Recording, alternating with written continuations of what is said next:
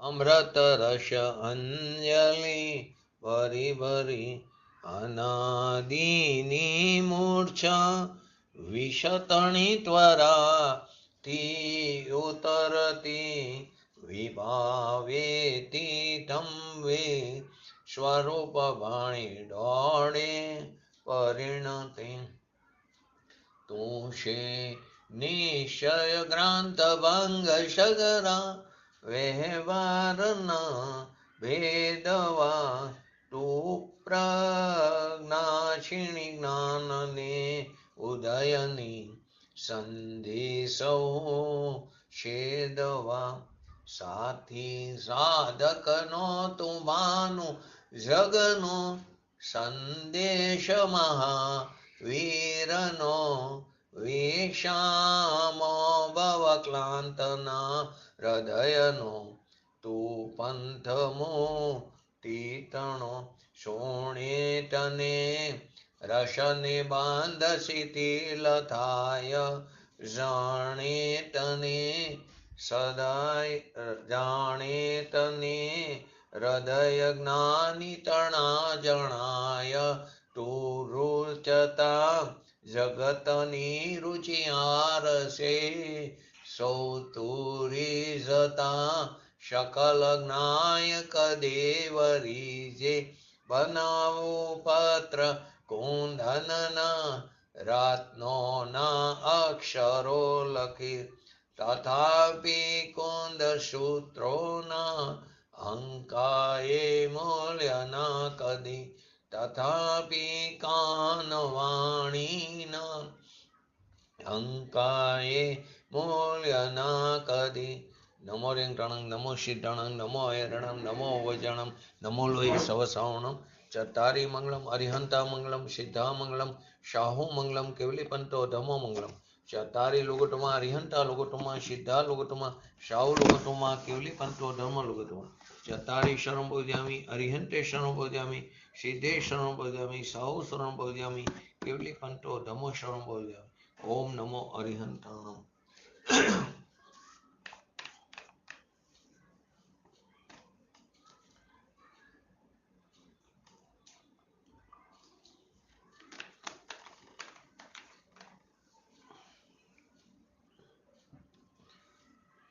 શ્રી સમયસા ગ્રંથાધિરાજ કર્તા કર્મ અધિકાર એની અંદર 92 અને 93 નંબરની ગાથા આપણે ચાલી રહી છે. સમય વચ્ચેનો બ્રેક ઘણો પડી ગયો, અંતરાય. ફરીવાર થોડું એને લઈને પછી આગળ પૂજ્ય ગુરુદેવશ્રીના પ્રવચનના આધારે લેશું. પહેલા સંક્ષિપ્તમાં ફરીવાર જોઈ લઈએ. તો આમાં શું કહેવા માંગે છે આવા ગાથાઓમાં નિષ્કર્ષ રૂપે કે અજ્ઞાની જીવ જે છે તે કર્મનો કરતા થાય છે અને જ્ઞાની જીવ જે છે તે કર્મનો કરતા થતો નથી. સારાંશ એ છે. પહેલા હરિગીત જોઈ લઈ 92 અને 93 બંનેનું. બોલો હરિગીત. કરે નિજ રૂપને નિજ આત્મને પણ પર કરે અજ્ઞાનમય જીવ એવો કર્મનો કારક બને પરને ન કરતો નિજ રૂપ નિજ આત્મને પર નવ કરે એ જ્ઞાનમય આત્મા અકારક કર્મનો એમ જ બને. 92 નંબરમાં એમ કહેવા માંગે છે કે જે પરને પોતારૂપ કરે છે અને પોતાને પણ પરરૂપ કરે છે, જે પરને પોતારૂપ કરે છે અને પોતાને પણ પરરૂપ કરે છે, તે અજ્ઞાની જીવ કર્મનો અજ્ઞાની, એ અજ્ઞાની જીવ એ સ્વયં અજ્ઞાનમય થયો હોય, એ અજ્ઞાની જીવ કર્મનો કરતા થાય છે. અને 93 નંબરમાં એમ કહે છે કે જે પરને પોતારૂપ કરતો નથી અને પોતાને પરરૂપ કરતો નથી તે જ્ઞાની જીવ કર્મનો કરતા થતો નથી, તે અકર્તા જ રહેશે. એને આત્મખ્યાતિની અંદર શું કીધું સ્પષ્ટ રૂપે? એને વધારે સ્પષ્ટતા કરી કે જ્યાં સુધી આ આત્મા, આપણી વાત ચાલી રહી છે કે જ્યાં સુધી આ આત્મા અજ્ઞાનથી સ્વ અને પરમાં પોતાના સિવાય બાકી બધું પર છે. તો આત્મા અજ્ઞાનથી સ્વ અને પરમાં પરસ્પર ભેદ જાણતો નથી. જાણતો નથી ત્યાં સુધી શું કરે છે ભૂલ, કે પરને પોતારૂપ કરે ને પોતાને પરરૂપ કરે છે. તો એ સ્વયં અજ્ઞાન રૂપ થયો ઠકો તે કર્મનો કરતા પ્રતિભાસે છે. કોણ? અજ્ઞાનીજી. પરંતુ હવે જ્યારે આ આત્મા ભેદ જ્ઞાન વડે સ્વ અને પરમાં પરસ્પર ભેદને જાણી લે છે ત્યારે તે પરને પોતારૂપ કરતો નથી અને પોતાને પરરૂપ કરતો નથી. તે કર્મનો અકર્તા પ્રતિભાસે છે. એક્ઝામ્પલ કયું આપ્યું હતું? શીત અને ઉષ્ણની અવસ્થાનું. તો શીત અને ઉષ્ણ તે કોની છે? પૂતગલની છે અવસ્થા. સ્પર્શ ગુણની એટલે કે પૂતગલની અવસ્થા છે. તો શીત અને ઉષ્ણનો અનુભવ કરવામાં, શીત અને ઉષ્ણનો અનુભવ કરાવવામાં સમર્થ એવી પૂતગલ પરિણામની શીત ઉષ્ણ અવસ્થા પૂતગલની અભિન્નતાને કારણે આત્માથી કેવી? સદાય અત્યંત ભિન્ન છે. જે શીત અને ઉષ્ણ જે અવસ્થા છે તે પૂતગલ પરિણામનો અનુભવ એ પૂતગલની પર્યાય છે. તો એ પૂતગલ પરિણામની શીત ઉષ્ણ અવસ્થા તે પૂતગલથી એ કેવી છે? અભિન્ન છે. અને તે પૂતગલથી અભિન્ન હોવાથી આત્માથી કેવી? સદાય અત્યંત ભિન્ન છે. અને તેના નિમિત્તથી થતો, એ પૂતગલની શીત ઉષ્ણ અવસ્થાના નિમિત્તથી થતો તે પ્રકારનો અનુભવ, જેવું શીત હોય તો તે પ્રકારનો, ઉષ્ણ હોય તો તે પ્રકારનો જે અનુભવ છે તે આત્માથી અભિન્નતાને કારણે પૂતગલથી સદાય અત્યંત ભિન્ન છે. જો આમાં બે વસ્તુ આવશે પાછી ફરીવાર. પહેલું તો એક શીત ઉષ્ણ અવસ્થાનો અનુભવ કરાવવામાં સમર્થ એવી પૂતગલની શીત ઉષ્ણ અવસ્થા છે પૂતગલ પરિણામની, એ પૂતગલથી અભિન્ન છે અને આત્માથી, એને કારણે આત્માથી સદાય અત્યંત ભિન્ન છે. એ એક. હવે બીજાની અંદર પણ બે થશે. તો પૂતગલની અભિન્નતાને કારણે એ આત્માથી સદાય અત્યંત ભિન્ન છે. આ પહેલી વાત આવી. બીજું, હવે તેના નિમિત્તથી થતો તે પ્રકારનો અનુભવ. હવે આમાં બે વસ્તુ આવશે, આમાં અજ્ઞાની અને જ્ઞાનીની. તો તેના નિમિત્તથી થતો તે પ્રકારનો અનુભવ. તો તે પ્રકારનો અનુભવ એના નિમિત્તથી શું થાય? અજ્ઞાન દશામાં રાગ દ્વેષ આદિ થાય, ઠીક અઠીકપણું થાય. તો એ રાગ દ્વેષ ઠીક અઠીકપણું અજ્ઞાન અવસ્થામાં એ તો તારી પોતાની પર્યાયમાં, ક્યાંય બીજા પરદ્રવ્યની, 2 મિનિટ આમનો મ્યુટ નથી, તે બીજાની પર્યાયમાં નથી થતો, તે પોતાની પર્યાયમાં થાય છે. તો તે પોતાની પર્યાયમાં થાય છે. તો અજ્ઞાની જીવ એ પોતાની પર્યાયમાં જે થાય છે તે ખરેખર તો એ આત્માથી ભિન્ન છે. કેમ કે તેમાં ચેતનનો અંશ ન હોવાથી તેને પૂતગલમાં નાખી દીધું છે રાગ દ્વેષ આદિને. પરંતુ અજ્ઞાનીને એ રાગ દ્વેષ આદિ, કેમ કે આગળની ગાથામાં હું આવ્યું, અજ્ઞાન દશામાં એ રાગ દ્વેષ આદિનો કરતા થાય છે.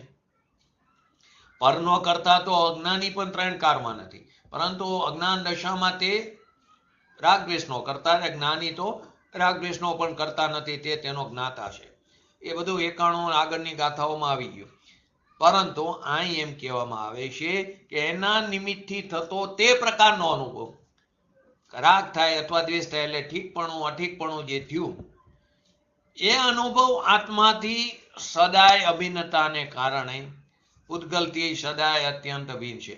એ રાગ દ્વેષ પૂતગલથી ભિન્ન છે એમ કીધું પેલો અજ્ઞાન દશામાં.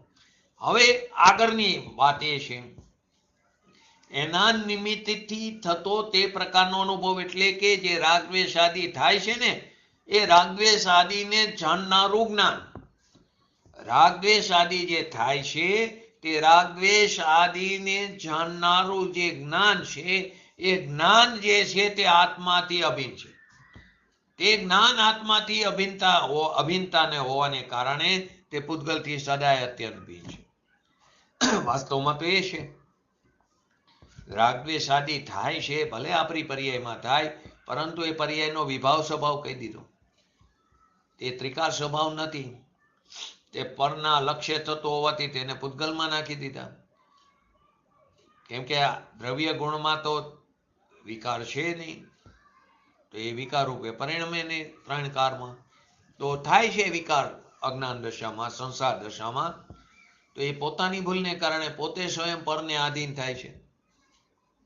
તો એના નિમિત્તથી થતો તે પ્રકારનો અનુભવ, એટલે કે જે રાગ દ્વેષ આદિ જે થાય છે એમાં ઠીકપણું અઠીકપણું જે થયું, એ પ્રકારનો રાગ દ્વેષ થયો, તો એ પ્રકારનો અનુભવ પેલી આ અપેક્ષાએ સમજાયું. કેમ કે ત્યાં પરથી ભિન્ન છું એ અહીંયા જુદો પાડ્યો. પેલા તું એટલું તો માન કે હું પરથી ભિન્ન છું.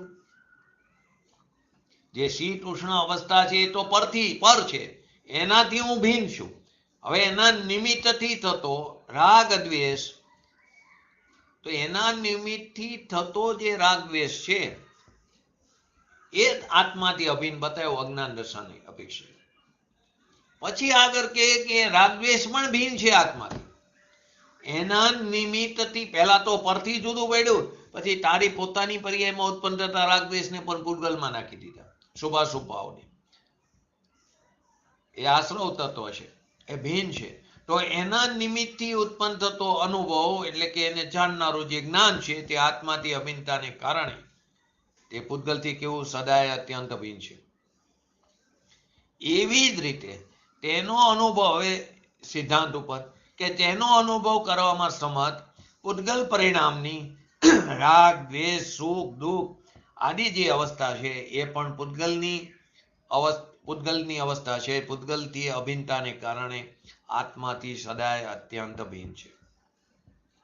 અને તેના નિમિત્તથી થતો તે પ્રકારનો અનુભવ તે આત્માથી અભિન્ન, તેને જાણનારું જ્ઞાન તે આત્માથી અભિન્નતાને કારણે પૂતગલથી સદાય અત્યંત ભિન્ન છે.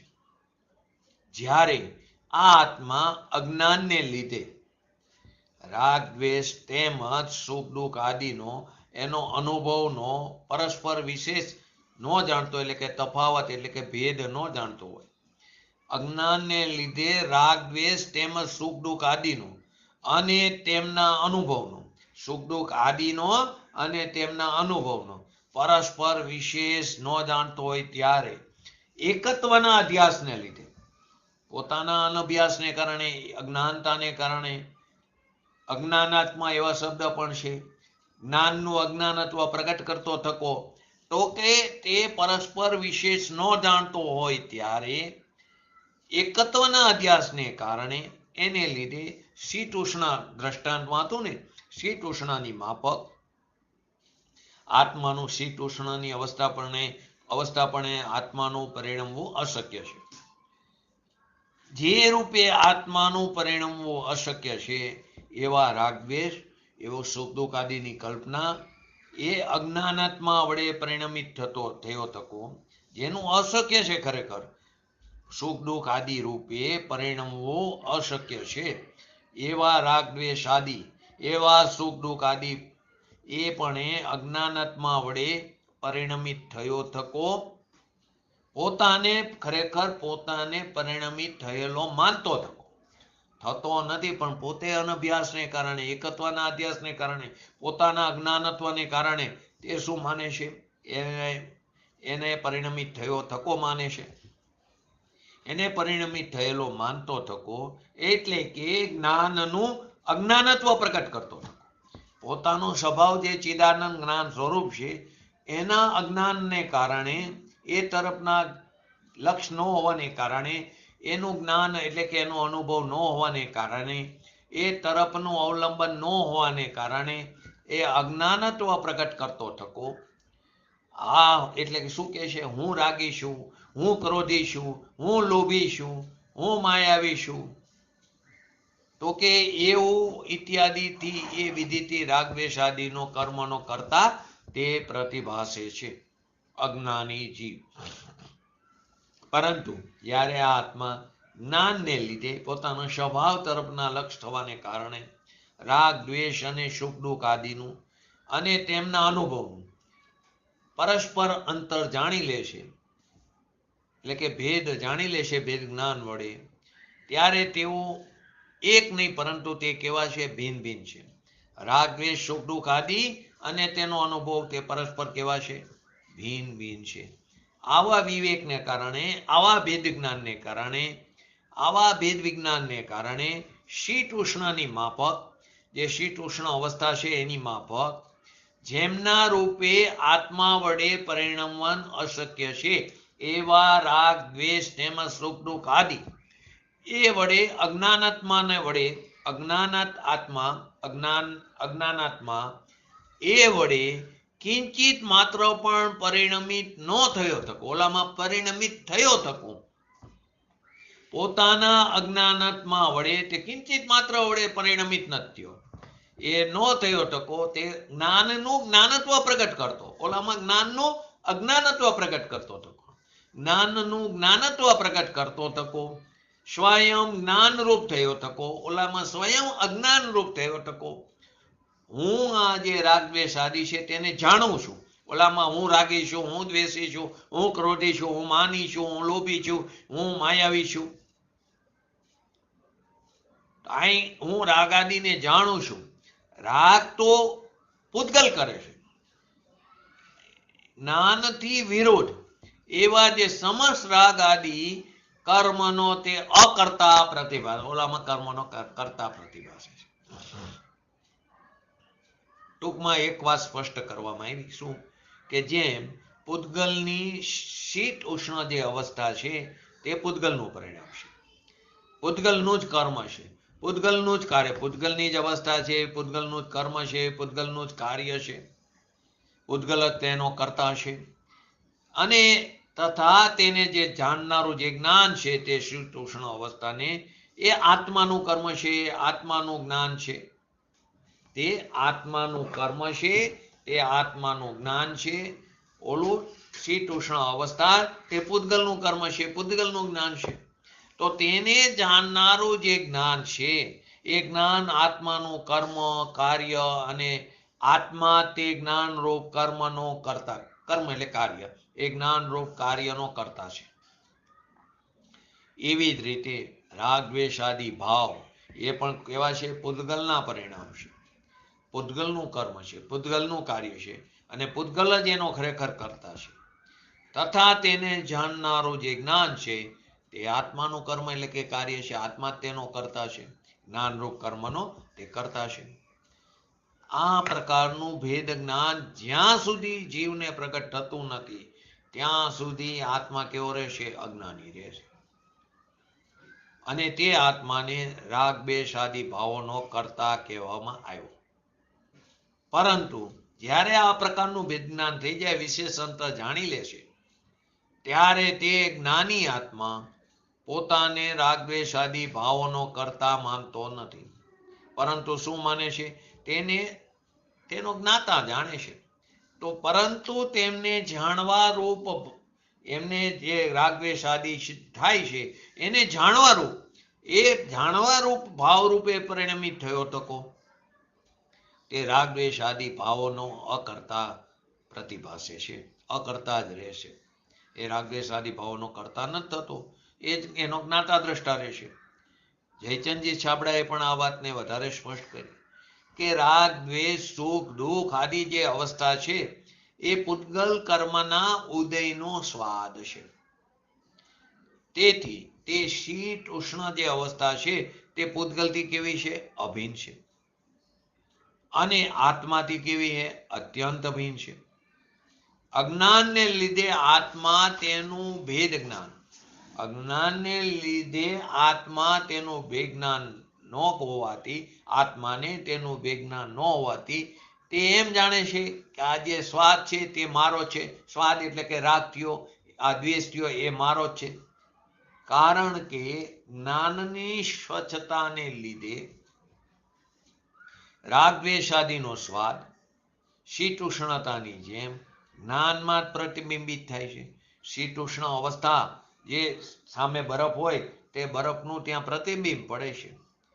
એ કેમ? તો કે અરીસાની સપાટી સ્વચ્છ છે.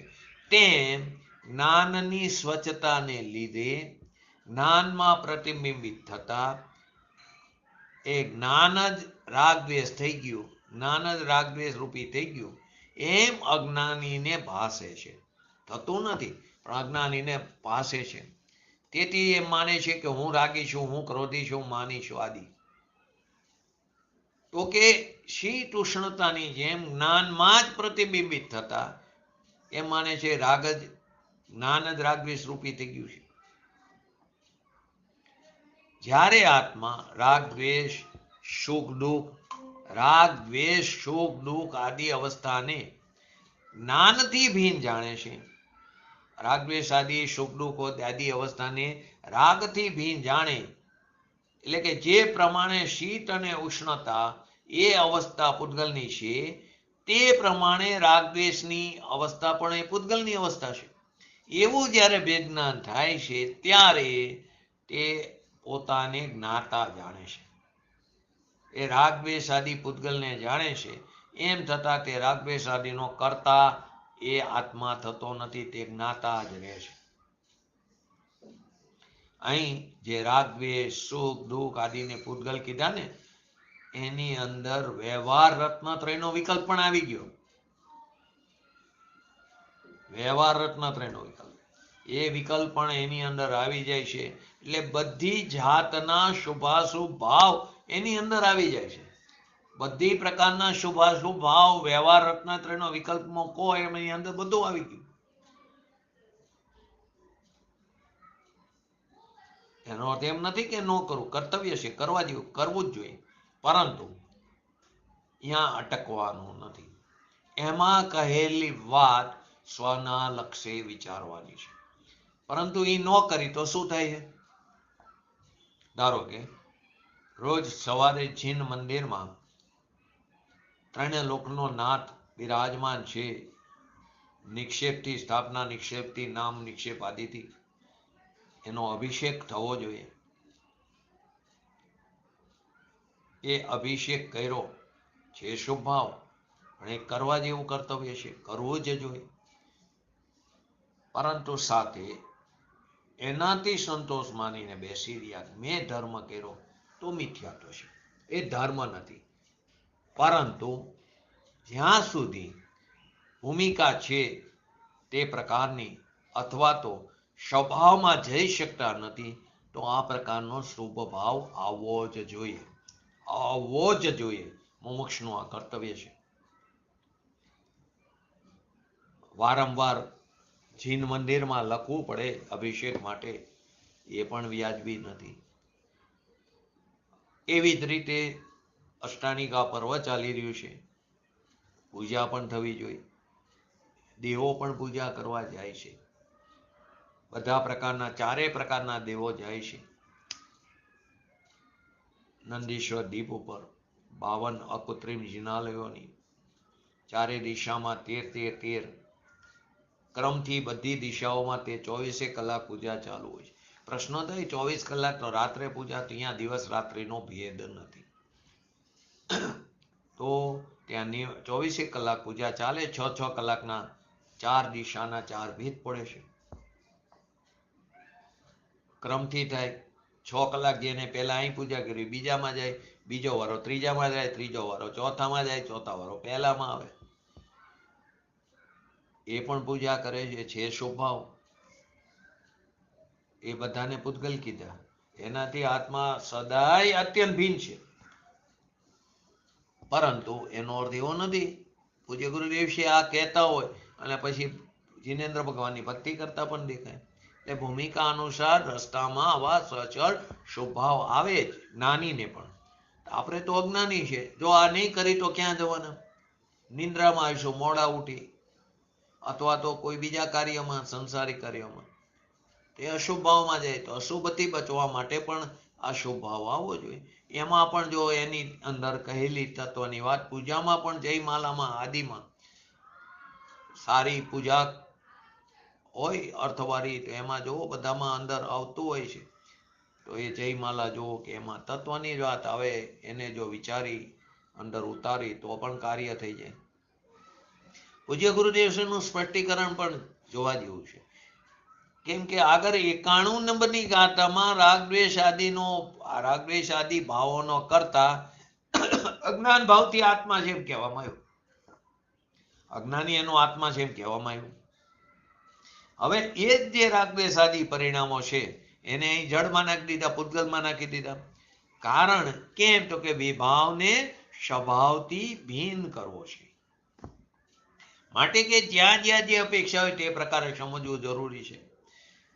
આગળ 91 નંબરની ગાથામાં રાગ દ્વેષ આદિ ભાવોનો કરતા અજ્ઞાનીને કહેવામાં આવ્યો. જ્ઞાની તો એનો કરતા છે જ નહીં, પણ અજ્ઞાનીને એનો કરતા કહેવામાં આવ્યો. અહીંયા એ પરિણામોને જડમાં નાખી દીધા, રાગ દ્વેષ આદિ પરિણામો.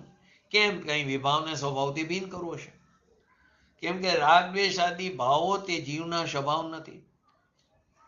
જો જીવનો સ્વભાવ હોય તો એ ક્યારે એનો અભાવ ન થાય, તો સિદ્ધ દશામાં અર્યંત દશામાં તો અભાવ થાય છે. એટલે કે તે પરના શક્તિ, એટલે કે પૂતગલના નિમિત્તથી તે ઉત્પન્ન થયા રાગ દ્વેષ આદિ ભાવો.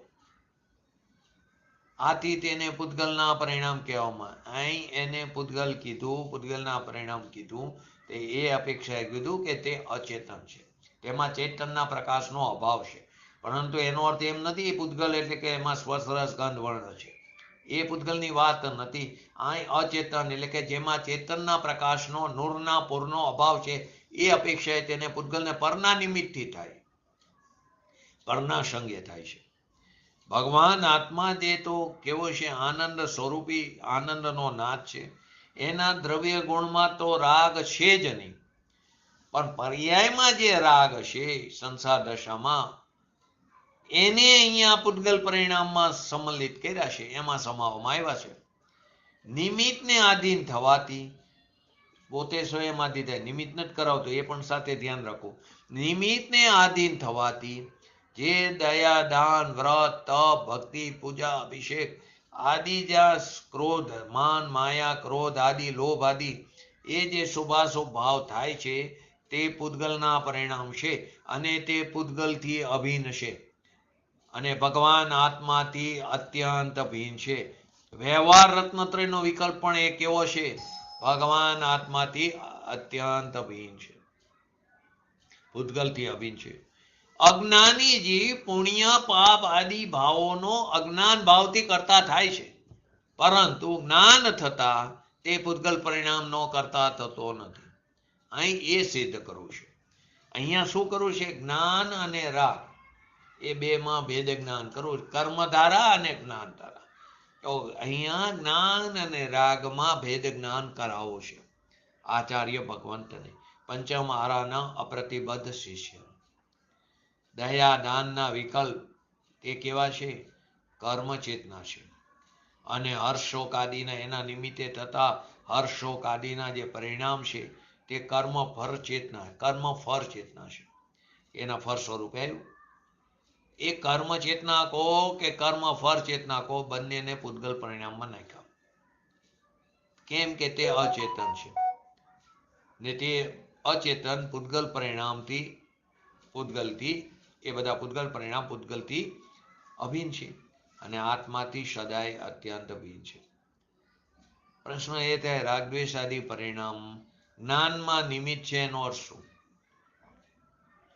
એનો અર્થ એમાં કે જ્ઞાન પોતાથી સ્વ પર પ્રકાશક રૂપે પરિણમે છે. જ્ઞાનનો સ્વભાવ છે સ્વ પર પ્રકાશક રૂપે પરિણમે, એનો સ્વભાવ છે તે સ્વયં જ્ઞાન પોતાથી સ્વયં એ સ્વ પર પ્રકાશક પરિણમે છે. એમાં રાગદ્વેષ આદિ જે ભાવ છે તે પરજ્ઞેય રૂપે માત્ર નિમિત્ત છે. એ નિમિત્ત છે, પરજ્ઞેય જણાવવા યોગ્ય પદાર્થ છે. એ પરજ્ઞેય રૂપે તે નિમિત્ત છે. અને આત્મા જે છે તે જ્ઞાન કરવામાં સ્વતંત્ર છે. એટલે કે રાગ છે માટે એનું અહીંયા જ્ઞાન થયું એમ નથી, રાગને કારણે થયું એમ પણ નથી. એ પરજ્ઞેય જણાવવા યોગ્ય પદાર્થ છે, એ નિમિત્ત છે. તો તે સમયે જ્ઞાનની એની પોતાની સ્વતંત્રતા હતી, એનો સ્વભાવ છે, એ સ્વયં પોતે તે સંબંધીનું જ્ઞાન, એ જ્ઞાન સ્વયં પોતાને કારણે ઉત્પન્ન થાય છે. એટલે આત્મા જ્ઞાન કરવામાં સ્વતંત્ર છે. રાગ થયો એ કારણે રાગનું અહીંયા જ્ઞાન થયું એમ નથી. અહીંયા દ્વેષ થયો, દુઃખ થયું એ કારણે અહીંયા એનું વેદન થયું, જ્ઞાન થયું એમ નથી. શીતોષ્ણની જેમ પુણ્ય પાપ ભાવને પણ પૂતગલમાં નાખ્યા. શીતોષ્ણ તો બરાબર, ઠંડી અવસ્થા, ગરમ અવસ્થા, એ તો પૂતગલ, એ તો આપણે બધા માની, પરંતુ અહીં એનાથી આગળ પુણ્ય પાપના ભાવને પૂતગલમાં સમાવ્યા છે. શીત ઉષ્ણ જેમ પરમાણુની અવસ્થા છે, તેમ રાગ દ્વેષ આદિ જીવની પર્યાય હોવા છતાં એને અહીંયા અચેતન કહીને પૂતગલ પરિણામ કીધા છે. તો જીવની પર્યાય પણ એને અચેતન કીધા, પૂતગલના પરિણામ કીધા. કેમ? એની અંદર અચેતન તો છે, પણ એની અંદર સ્પર્શ રસ ગંધ વર્ણ નથી. જળ કર્મની અવસ્થામાં સ્પર્શ રસ ગંધ વર્ણ તો છે, પરંતુ રાગ દ્વેષ આદિમાં સ્પર્શ રસ ગંધ વર્ણ નથી. પરંતુ રાગ દ્વેષ આદિની પર્યાયમાં જ્ઞાનનો અંશ નથી, ચેતનના પ્રકાશનો અભાવ છે. તેથી તેમને અચેતન કહીને તેમને પૂતગલ પરિણામ કહેવામાં આવ્યા. તો આ ગાથામાં શું માત્ર શું કહેવામાં આવ્યું? શું નિષ્કર્ષ નીકળ્યું? કે રાગ દ્વેષ આદિ જે ભાવો છે એ પણ પૂતગલના પરિણામ છે, પણ અજ્ઞાની આત્મા તેમનો કર્તા તો કદાચિત કહી શકાય, પણ જ્ઞાની આત્મા તો તેમનો કર્તા કદાપી નથી. તે તેમનો માત્ર ને માત્ર તે જ્ઞાતા દ્રષ્ટા રહેશે. તો આ પ્રમાણે આ 92 અને 93 ગાથાનો ટોટલ સારાંશ જોયો.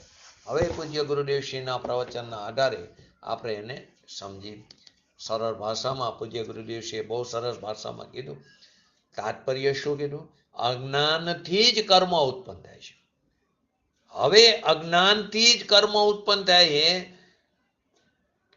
તાત્પર્ય એમ કીધું. કેમ કે સમ્યક જ્ઞાન થયું એટલે કે રાગ દ્વેષ આદિ જે ભાવ છે એ આદિમાં હું નથી. એક સમયની પર્યાય જેવડો પણ હું નથી. હું અનંત ગુણોના ભેદરૂપે પણ નથી. અભેદ ત્રિકારી ભગવાન આત્મા એ તરફ દ્રષ્ટિ થવાથી, એવી દ્રષ્ટિ થવાથી અજ્ઞાનનો નાશ થાય અને કર્મબંધન પણ થતું નથી. તો જ્ઞાન ઉત્પન્ન થવાથી કર્મનું બંધન નથી થતું. અજ્ઞાનનો નાશ થાય એનો અર્થ એમ કે અજ્ઞાનથી જ કર્મ ઉત્પન્ન થાય. તો 92 નંબરની ગાથામાં પરને કરે નિજ રૂપને નિજ આત્માને પણ પર કરે, અજ્ઞાનમય એ જીવ એવો કર્મનો કારક બને. અજ્ઞાનથી આ આત્મા પોતાના સ્વરૂપનું ભાન નહીં હોવાને કારણે, એટલે અજ્ઞાન કીધું, એને કારણે પરનો અને પોતાનો પરસ્પર વિશેષ એટલે કે ભેદ એટલે કે તફાવત, પોતાનો અને પરનો વિશેષ તફાવત ન જાણતો હોય ત્યારે આ આત્મા આનંદ સ્વરૂપ અને રાગ વિકાર સ્વરૂપ એટલે કે આત્મા પોતાની સત્તામાં છે અને પર વસ્તુ તેની સત્તામાં. આત્મા પોતાના સ્વચતુષ્યમાં પર તેના સ્વચતુષ્યમાં છે. એટલે કે આત્મા આનંદ સ્વરૂપ અને રાગ વિકાર સ્વરૂપ. આત્મા પોતાની સત્તામાં છે અને પર વસ્તુ એની સત્તામાં છે. એવો ભેદ, એવો તફાવત અજ્ઞાની જીવ નથી કરતો, નથી જાણતો. ત્યારે શું કરે? તે પરને પોતારૂપ કરતો અને પોતાને પરરૂપ કરતો. એટલે કે પરને પોતારૂપ એટલે કે શરીર મારું છે, શરીરને કંઈક થાય તો મને કંઈક થયું. હું જે બોલી રહ્યો છું એ વાણી મારી છે, મારી વાણીને કારણે કેટલાય લોકો ધર્મને સમજે છે એવો અભિમાન જ્ઞાનમાં જ આવે. કેમ? ત્યાં વાણી મારી છે. વાણી ભાષા પ્રજ્ઞાનું કાર્ય છે એમ ન સમજીને વાણી મારી છે, મારામાં કેટલો વિનય વિવેક છે કે હું મારી વાણીમાં ક્યાંય અસભ્યતા ન આવે. તો વાણી મારી છે, પુત્ર મારો છે, દુકાન મારી છે, ફેક્ટરી મારી છે, સ્ત્રી કુટુંબ કબીલા મારા છે, દેશ મારો છે, ગામ મારું છે, મકાન મારું છે. એનાથી પણ આગળ જીન મંદિર, આ તો અમારો જીન મંદિર છે. જ્યાં જ્યાં મારું આવ્યું એકત્વ થયું ત્યાં તું રખડવાના કારણ ઉભા કર્યા. તો એમ અજ્ઞાની માને છે. જ્યાં એકત્વ કરવાનું છે ત્યાં કરતો નથી, બહારની પર વસ્તુમાં એકત્વ કરે છે. જે તું કરી શકતો નથી તું માનેશ કે આ મારું, આ મારું, આ મારું. તો એને તું એકત્વ કરતો હોય તો ક્યારેય તારાથી જુદા ન પડે. એ તો તારાથી જુદા પડી જાય. સ્ત્રીનો પણ વિયોગ થાય, વિરહ થાય, પુત્રનો પણ થાય, સંસારમાં એવી કેટલી ઘટનાઓ ઘટે છે. દરેકના ઘરમાં આવી અવસ્થાઓ તો આવી જ હોય. જો કોઈના વગર કોઈને અટકતું નથી ક્યાંય, એવું આપણે બધું જાણી જ છીએ. આપણને એમ મારે કારણે ધંધો ચાલે, મારે કારણે દુકાન ચાલે, મારે કારણે બધું ચાલી રહ્યું છે બહાર સંસારમાં. એવું નથી. એ તો એ સમયે એમ જ થવાનું છે. એટલે તારો જ્યારે વિરહ થશે, વિયોગ થશે, બીજા દિવસે લોકો પોતાના કાર્યમાં મશગુલ થઈ જશે. બીજો દિવસ પણ વધારે છે. હવે તો વધીને ફોટા ફ્રેમમાં રહી જશે. એ પણ અમુક સમય સુધી. પરથી ઘર નાના થઈ ગયા એ ફોટા પણ અદ્રશ્ય થઈ જશે. તો શું કામ તો તારી પર્યાયને વેડફેશ? તો કે અજ્ઞાની જીવ એવું માને છે કે આ મારા છે. કોઈ તારા દુઃખનું વેદન કરવામાં કોઈ તારી સાથે નહીં આવે. તો અજ્ઞાનથી આ આત્મા પરનો અને પોતાનો પરસ્પર વિશે તફાવત ભેદ ન જાણતો તે શું કરે છે? પરને પોતારૂપ કરે, પોતાને પરરૂપ કરે છે. એટલે કે સ્વયં પોતે અજ્ઞાનમય થયો હતો. કોઈ કરાવતું નથી. સ્વયં પોતે અજ્ઞાનમય થયો થકો. એટલે કે દયા, દાન, વ્રત, તપ, ભક્તિ આદિના જે પરિણામ થાય છે, એટલે કે દયા દાનનો રાગ એ વિકાર છે, પર છે, એને અજ્ઞાની પોતાના માને છે. દયા દાન આદિના જે પરિણામ થાય છે, એટલે દયા દાન આદિનો જે રાગ છે, જે વિકાર છે, તે મારો છે, એને અજ્ઞાની પોતાનો માને છે. મેં એવા ભાવ કર્યા, મેં દયાના ભાવ કર્યા, મેં વ્રતના ભાવ કર્યા. તો પરના ને પોતાનો પરસ્પર પોતાથી પર ભિન્ન અને પરથી પોતે ભિન્ન એવો પરથી ભેદ તે જાણતો નથી. ત્યારે અજ્ઞાનથી આત્મા પરસ્પરનો ભેદ ન જાણતો હોય ત્યારે પરને પોતારૂપ કરે, પોતાને પરરૂપ કરે છે. એટલે કે રાગ દ્વેષ આદિના પરિણામ, દયાદાન, વ્રત તપ આદિના પરિણામ જે થાય છે એ પણ પર છે, પોતાનું સ્વરૂપ નથી. એ પણ કેવું છે? પર છે, પોતાનું સ્વરૂપ નથી. પણ અજ્ઞાન ભાવથી તે પરિણમન કરે છે રાગ દ્વેષ આદિ રૂપે.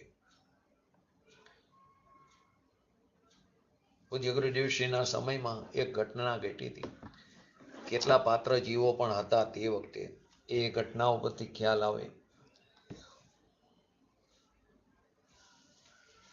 પૂજ્ય ગુરુદેવશ્રીના પ્રવચનમાં આવે, ક્યાંક ક્યાંક ઉલ્લેખ આવ્યો છે. પ્રવચન નંબર તો હું ભૂલી ગયો છું, પરંતુ એ ભાઈની ફિક્સ જગ્યા હતી. પૂજ્ય ગુરુદેવશ્રીના પ્રવચનમાં ક્યારે પણ 1 મિનિટ પણ મોડા ન હોય. પૂજ્ય ગુરુદેવશ્રી સ્વાધ્યાય મંદિરમાં આવે પ્રવચન માટે, એ પહેલા એમના સ્થાન ઉપર એ બિરાજમાન હોય. અને ક્યારે નિત્યક્રમમાં ક્યાંય ફેરફાર ન થાય. એક દિવસ પૂજ્ય ગુરુદેવશ્રીનો પ્રવચન ચાલુ હતું. એ ભાઈની ગેરહાજરી હતી. અડધી કલાક ગઈ હશે પૂજ્ય ગુરુદેવશ્રીના પ્રવચનને. એ ભાઈ અડધી કલાક રહીને એમના સ્થાન ઉપર આવીને બેઠા. ચાલુ પ્રવચને તો કોઈને પૂછ્યું નહીં. એ જાણતા હતા કે આ નિત્યક્રમ વાળા કેમ આજ લેટ હતા. પરંતુ પૂજ્ય ગુરુદેવશ્રીના મગજમાં એ વિચાર ઘૂમતો હતો. પૂછ્યું, પછી પ્રવચન પૂરું થયું એટલે કોઈને પૂછ્યું, કેમ આ ફલાણા ભાઈ, નામ પણ આવે છે પ્રવચનમાં, ભૂલી ગયો, તો કે કેમ આ ભાઈ આજ મોડા છે? રોજ તો નિયમિત આવી જાય છે, કેમ આજ આ મોડા આવ્યા? તો કે એમનો એક દીકરો, એનું મરણ થયું છે, એનું દેહ પરિવર્તન થયું છે, અને એટલે શમશાને તે જઈને એ શુદ્ધ થઈને આવ્યા અત્યારે, એટલે મોડું થયું. હવે વિચારો, અહીં તો આપણે એ વિચારવાનું છે. એવો દિવસ હતો, એકનો એક દીકરો, એનો વિરહ થયો, એનો વિયોગ થયો, છતાં પણ હવે અહીં એક બીજો પ્રશ્ન પણ આવે, કોઈએ મને કરેલો પણ, કે એ આવી શકે કે ન આવી શકે? આવી શકે. શાસ્ત્રનો સ્પર્શ ન કરી શકે, સાંભળી શકે, અષ્ટદ્રવ્યથી પૂજા ન કરી શકે, છે બધી મર્યાદા એ પ્રકારે તો પૂજ્ય ગુરુદેવનું પ્રવચન સાંભળવાનું પણ તોય ચૂકા નહીં. અને આપણે નાની એવી ઘટના હોય અથવા તો કંઈક એવું કારણ હોય તો સૌથી પહેલો કાપ સ્વાધ્યાયમાં આવે. તો આવા તો જીવો હતા. એ શું કારણે? કેમ કે એને પોતાના તત્વની રુચિ હતી, તત્વની વાત સાંભળવાની રુચિ હતી. આ પર્યાયમાં મારે મારું કાર્ય કરવું છે એવી રુચિ હતી. એવી રુચિ ઉત્પન્ન કરવાની છે. તો કે પરના ને પોતાના એ પરસ્પરનો ભેદ ન જાણતો હોય ત્યારે પરને પોતારૂપ કરે છે. એટલે રાગદ્વેષાદિના પરિણામ, દયાદામ, વ્રત તપ આદિના પરિણામ જે થાય છે એ પણ પર છે ખરેખર. એવી રીતે સ્ત્રી કુટુંબ આદિ પર છે ને, એમ રાગ દ્વેષ આદિના જે ભાવ થાય છે ને એ પણ પર છે, પોતાનું સ્વરૂપ નથી. પણ અજ્ઞાન ભાવથી આત્મા રાગદ્વેષ રૂપી પરિણમન કરે છે. એટલે પરને પોતારૂપ કરતો અને પોતાને પરરૂપ કરતો. સ્વયં પોતે અજ્ઞાનમય થયો થકો કર્મો ન કરતા પ્રતિભાસે છે. દ્રષ્ટાંતમાં પણ સમજાયું, જેમ શીત ઉષ્ણનો અનુભવ કરાવવામાં સમર્થ એવી શીત ઉષ્ણ પૂતગલ પરિણામની અવસ્થા છે ને પૂતગલથી અભિન્નપણાને કારણે એ પૂતગલથી અભિન્ન છે, પૂતગલની અવસ્થા છે માટે પૂતગલથી અભિન્ન છે, એને કારણે આત્માથી સદાય અત્યંત ભિન્ન છે. અગ્નિ અને બરફ લો, એટલે કે અગ્નિ ઉષ્ણ છે ને બરફ ઠંડો છે, તે ઉષ્ણનો અનુભવ કરવામાં સમર્થ એવી શીત ઉષ્ણ પૂતગલ પરિણામ, અગ્નિની પર્યાય પૂતગલની પર્યાય, બરફની પર્યાય પૂતગલની પર્યાય છે. બંને એ પર્યાયો પૂતગલથી કેવી પૂતગલની અવસ્થા હતી, પૂતગલથી અભિન્ન છે. તે અભિન્નપણાને લીધે એટલે કે એ પર્યાય ઉષ્ણ અને ઠંડી એ પૂતગલથી અભિન્ન એટલે કે એકમેક હશે. જો અહીં પાછો શબ્દ એકમેક મૂક્યો. એકમેક એટલે દ્રવ્ય અને પર્યાય તે એકમેક છે, એક નથી. જેવી રીતે દૂધ અને પાણી તે એકમેક છે, એક નથી. દૂધમાં પાણી હોય તે એક નથી, એકમેક છે. એવી રીતે દ્રવ્ય અને પર્યાય તે એકમેક છે, એક નથી. જો એક હોય તો પર્યાય તો બીજા સમય નાશ પામે તો દ્રવ્યનો નાશ થાય. પરંતુ જેવું દ્રવ્ય છે તેવી જ પર્યાયમાં દ્રવ્યની રચના થાય છે. આ એકમેકનો અર્થ સમજાઈ જાય તો કાર્ય થઈ જાય આપણું. તો કે એકમેક છે. બરફની પર્યાય લો કે ઉષ્ણની એટલે કે અગ્નિની પર્યાય લો, એ બધી કેવી છે? પૂતગલથી એકમેક છે. આત્માથી તે સદાય અત્યંત ભિન્ન છે.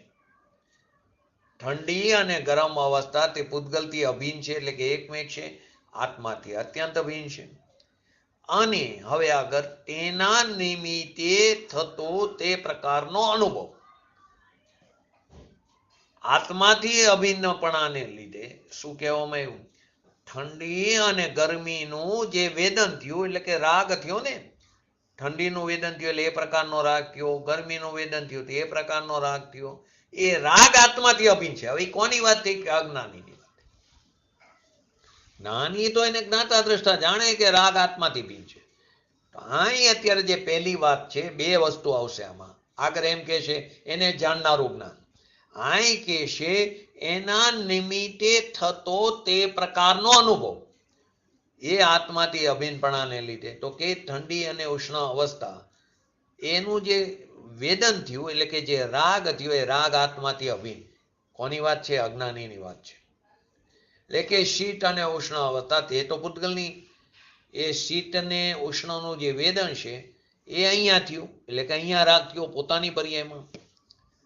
એ રાગ આત્માથી અભિન્ન છે. તારી પોતાની પર્યાય ને એ અપેક્ષા અત્યારે અહીં પરથી જુદો પાડવું છે. પછી એમ કે તારી પર્યાયમાં ઉત્પન્ન થાય છતાં તે પૂતગલ છે, એ પછી આવશે. તો કે રાગ આત્માથી અભિન્ન છે. બસ આટલું આ નો સમજાય ને એમ માને કે જો અહીં તો આવ્યું રાગ આત્માથી એટલે કે, પરંતુ અહીં અજ્ઞાન દશામાં છે, પોતે સ્વયં અજ્ઞાનમય થયો હતો. તો એ ઠંડી અને ગરમની અવસ્થા એ પૂતગલથી અભિન્ન છે, આત્માથી ભિન્ન છે. જેવી રીતે હવે આવશે શિયાળો આવશે, વઢવાણી મરચા, તો મોઢામાં મરચું આવ્યું તો મરચું તો કેવું હોય? તીખું. એની અવસ્થા કેવી? તીખી અવસ્થા છે. હવે જે મરચાની એ તીખી અવસ્થા એ પૂતગલથી કેવી છે? અભિન્ન છે, આત્માથી ભિન્ન છે. પણ એ તીખાસ વખતે, એ તીખું લાગ્યું, એ તીખાસ વખતે જે એની પર્યાયમાં રાગ આવ્યો કે આ બહુ તીખું, એટલે કે જે દ્વેષ આવ્યો એ આત્માથી અભિન્ન, અજ્ઞાનીની અપેક્ષા. એ તીખું લાગ્યું, બહુ તીખું લાગે, પાણી પીએ બહુ તીખું લાગ્યું, એ જે દ્વેષ થયો, અણગમો થયો, જે રાગ થયો એ પ્રકારનો, તો એ આત્માથી કેવો? અભિન્ન છે, અજ્ઞાનીની અપેક્ષા. તીખું મરચું, ભજીયા હોય તીખા, લીલા મરચાના ભજીયા હોય, તો એ લીલા મરચા બહુ તીખા હોય, તે તીખાસની પર્યાય તો જળની સાથે અભિન્ન છે. પણ અહીં જીવના ભાવમાં આ ઠીક નથી. એવો જે દ્વેષ ભાવ આવ્યો એ દ્વેષના પરિણામ આત્માથી અભિન્ન છે, અજ્ઞાનીની અપેક્ષા. એટલે કે શ્રી કૃષ્ણ પૂતગલ પરિણામની અવસ્થા પૂતગલથી એક છે, આત્માથી સદાય અત્યંત ભિન્ન છે. અને આ ઠંડી ગરમીની પર્યાય એ જળથી અભિન્ન છે. અને ઠંડી ગરમીમાં જે રાગ આદિ થાય છે કે આ ગરમ ચીજ ઠીક છે, શિયાળામાં ગરમ સારું લાગે, ઉનાળામાં એસીનો પવન સારો લાગે, તો આ ગરમ ચીજ ઠીક છે, એ ચીજ બહુ ઠીક નથી, અથવા તો એવો જે રાગ દ્વેષ આદિ ભાવ છે તે આત્માથી અભિન્ન છે, અજ્ઞાનીની અપેક્ષા. કેમ? અહીં પરથી ભિન્ન બતાવું છે. પછી એમ કે છે અજ્ઞાનથી ભિન્ન, તો પછી કરે. પહેલા તો ખ્યાલ જ નથી, ભિન્ન કેવી રીતે કરે? તારી પોતાની પર્યાયમાં એની અશુદ્ધતાનું જ્ઞાન તો થવું જોઈએ. તો તેના નિમિત્તથી થવાનો એ પ્રકારનો અનુભવ, એટલે કે રાગ દ્વેષ એ આત્માથી અભિન્ન છે. કેમ કે રાગ દ્વેષ ત્યાં એ પોતાની પર્યાયમાં પોતે સ્વયં કર્યા, પોતાની ભૂલને કારણે, તો એ રાગ દ્વેષ આદિ અજ્ઞાનીને અભિન્ન છે, આત્માથી. પૂતગલથી સદાય અત્યંત ભિન્ન છે. ઠંડા ગરમનું વેદન થયું, એટલે કે ઠીક અઠીક એવો રાગ દ્વેષ એ પૂતગલથી અભિન્ન છે અને પોતાની પર્યાયથી અભિન્ન છે. એટલે કે રાગ દ્વેષ એ પૂતગલથી, એટલે કે અવસ્થા પૂતગલથી અભિન્ન છે, ઠંડી ગરમ. પરંતુ એ પ્રકારનો જે રાગ દ્વેષ આદિ થયો એ પોતાની પર્યાય, તે પોતાથી અભિન્ન છે. તેથી તે પ્રકારનો અનુભવ કરવામાં સમર્થ એવી રાગ દ્વેષ આદિ સુખ દુઃખ આદિ એ પૂતગલ પરિણામની અવસ્થા, પૂતગલની પરિણામની અવસ્થા પૂતગલથી અભિન્ન છે. એને લીધે કર્મની અવસ્થા ક્યાં થઈ? જળમાં થઈ. રાગ દ્વેષ આદિ સુખ દુઃખ આદિ શાતા વિદન્ય, અશાતા વિદન્ય આદિ જે કર્મની અવસ્થા થઈ એ બધી પૂતગલ પરિણામની અવસ્થા એ પૂતગલથી અભિન્ન છે. સુખ દુઃખ, શાતા વિદન્ય, અશાતા વિદન્ય, એ સુખ દુઃખની કલ્પના, તે બધું ક્યાં ગયું? પૂતગલ પરિણામમાં. તો સુખમાં નિમિત્ત જે જળની પર્યાય એ જળથી અભિન્ન છે, અને સુખ દુઃખની કલ્પના કરે છે અજ્ઞાની, એ સુખ દુઃખની કલ્પના આત્માથી અભિન્ન છે, અજ્ઞાની. સુખ દુઃખમાં, સુખમાં નિમિત્ત કોણ છે? જળની પર્યાય. રાગ થયો એટલે કે સારું લાગ્યું, ઠીક લાગ્યું, એ ઠીક લાગ્યું એ અવસ્થા જે છે એ સુખમાં નિમિત્ત થયું, તે જળની પર્યાય જળથી અભિન્ન છે. અને સુખ દુઃખની જે કલ્પના કરી અજ્ઞાનીએ એ આત્માથી અભિન્ન છે. તો કે પૂતગલ પરિણામની અવસ્થા પૂતગલથી અભિન્ન અને આત્મા સદાય ભિન્ન છે. અને તેના નિમિત્તથી થવા વાળો તે પ્રકારનો અનુભવ કોનો? તો કે રાગ દ્વેષનો અનુભવ, સુખ દુઃખની કલ્પનાનો અનુભવ, એ આત્માથી અભિન્ન છે. પરના અનુભવની વાત નથી.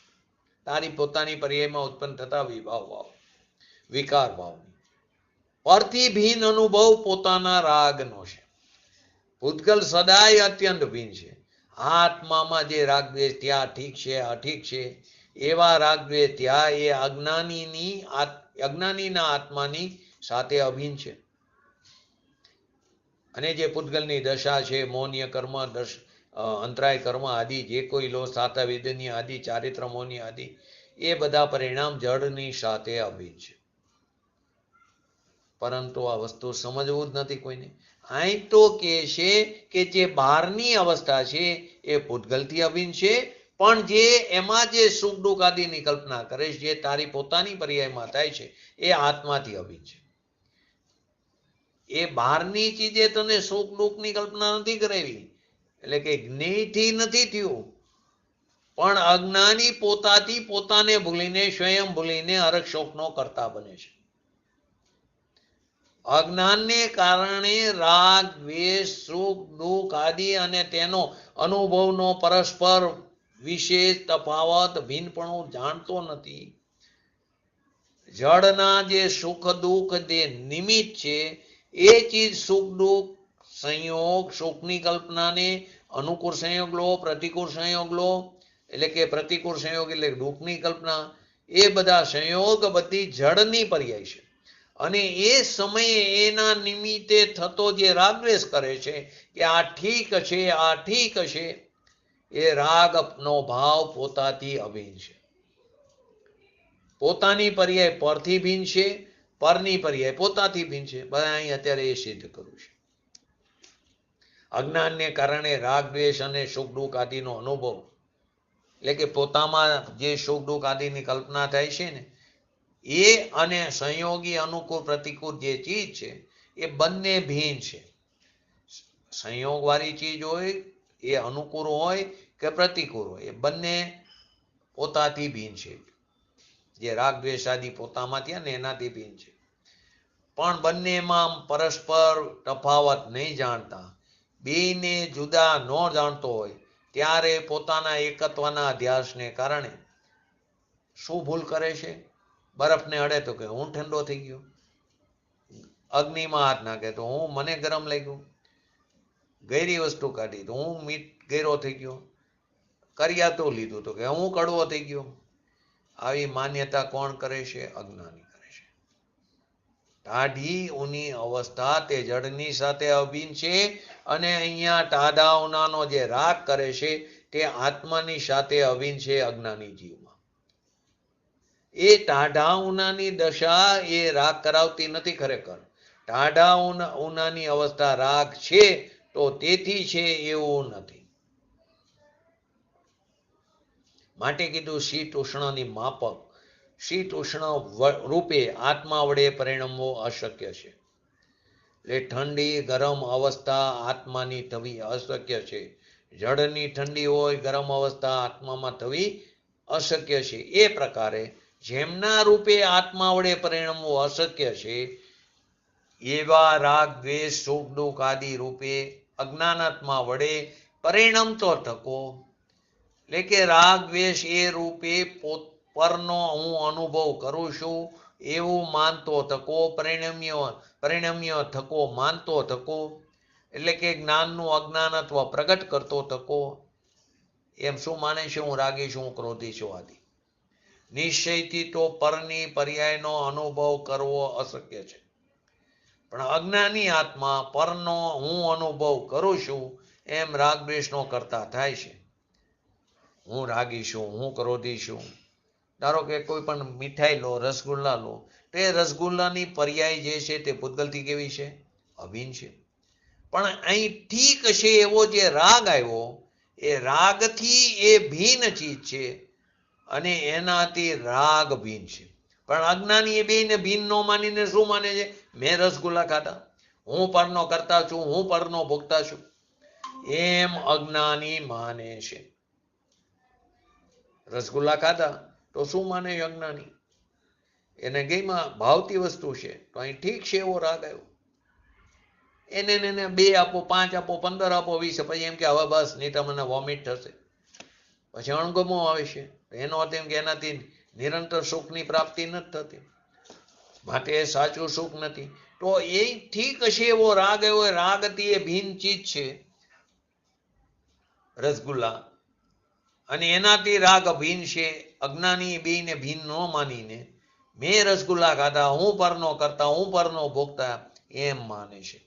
એટલે કે શીત ઉષ્ણતા રૂપે આત્માના દ્રવ્યથી શીત ઉષ્ણ રૂપે આત્માથી પરિણમવું અશક્ય છે. આત્માના દ્રવ્યથી, કેમ કે જળ છે.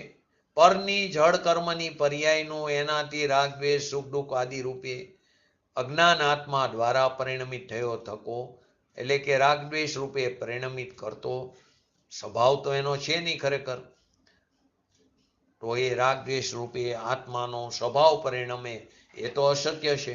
પણ અજ્ઞાન ભાવ એ રાગ દ્વેષને અજ્ઞાન ભાવથી પરિણમન કરે છે, એટલે કે પરિણમ્યો થઈકો હોવાનું એ માને છે. પરિણમતો નથી પણ માને છે. કોણ? અજ્ઞાની. એટલે કે જ્ઞાનનું અજ્ઞાન હતો પ્રગટ કરતો થકો, પોતે સ્વયં અજ્ઞાનીમય થયો થકો. હું રાગી છું એટલે કે રાગ હું કરું છું, હું દ્વેષી છું, આ બધાને કારણે રાગ દ્વેષ આદિ કર્મનો કરતા પ્રતિભાસે છે. રાગનો કરતા પણ તે અજ્ઞાન ભાવથી પ્રતિભાસે છે, પણ એ અજ્ઞાન ભાવ તે સત્ય ભાવ નથી. એની વિશેષ ચર્ચા આવતીકાલના સ્વાધ્યાયમાં નિયમિત 9 થી 10 લેશું. આપણે પણ આપણા આત્માને જાણી ઓળખી અને પોતાની પર્યાયમાં શીઘ્ર ને શીઘ્ર વિતરાગ ભાવને પ્રગટ કરી એવી પરમ વિરલ ભાવના નવા વર્ષમાં કરી. જય જિનેન્દ્ર. જીનવાણી સ્તુતિ. यह जिनवाणी की स्तुति अल्प बुद्धि परमाण हम सेवक बिनती करे दे माता मोहिना हे जिनवाणी भारती तो ही जपो दिन रे जो तेरा शरणा गए शो पावे सुख चैन जावानी के ज्ञान ते सूझे लोकालोक सोवाणी मस्तक चढ़ो सदा देत हो तो. નમો રિંટાણં નમો સિદ્ધાણં નમો હૈરણં નમો વજણં નમો લયસવ સવણં ચટ્ટારી મંગલમ હરિહંતા મંગલમ સિદ્ધા મંગલમ શાહુ મંગલમ કેવલી પંતો ધર્મો મંગલમ ચટ્ટારી લોકોટમાં હરિહંતા લોકોટમાં સિદ્ધા લોકોટમાં શાહુ લોકોટમાં કેવલી પંતો ધર્મો લોકોટમાં ચટ્ટારી શરણ ભોજામી હરિહંતે શરણ ભોજામી સિદ્ધે શરણ ભોજામી શાહુ શરણ ભોજામી કેવલી પંતો ધર્મો શરણ ભોજા. બોલીએ શ્રી પંચ પરમેષ્ઠી ભગવંતોનો જય હો. બોલીએ શ્રી જીનવાણી માતનો જય હો. બોલીએ શ્રી પરમ પૂજ્ય પરમ ઉપકારી શ્રી સદગુરુ દેવનો જય હો. બોલીએ શ્રી પ્રશમૂર્તિ ભગવતી માતનો જય હો. બોલીએ શ્રી સનાતન જૈન દિગંબર ધર્મનો જય હો.